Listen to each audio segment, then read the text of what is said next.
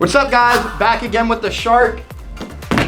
And today I'm gonna teach you guys how to do a cork, the most flashy, coolest trick that you can do out in public and everyone goes, wow.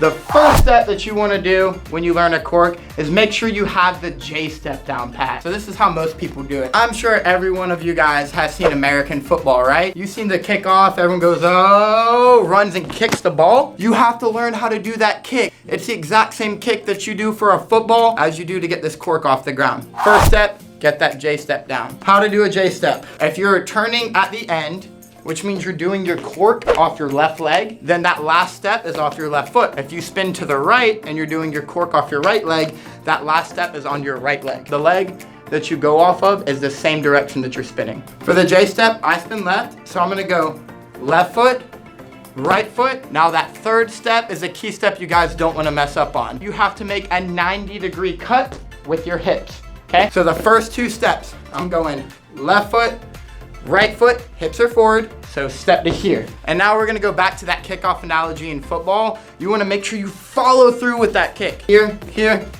kick. Do a couple of those dumb looking J-step kicks and get your body off the ground, and then you'll kind of feel the momentum with that leg. And the next thing you wanna do is follow through with that leg kick. So before you guys actually go for the cork, I wanna make sure you got the J-step down pat. We're gonna practice a couple of these. So 1, 2, 3. Ooh. Left, right, left. Woo!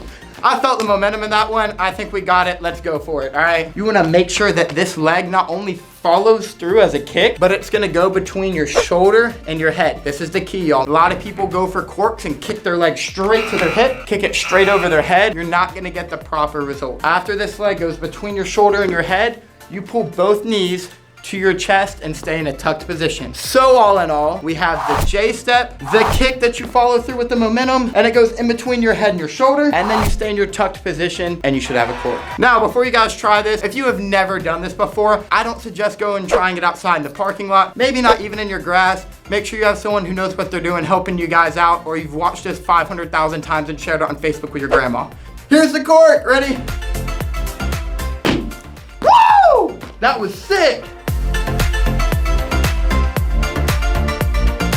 So that's how to do the cork.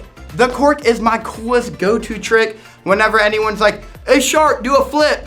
What do you think she does? Corking all day long, let's get it.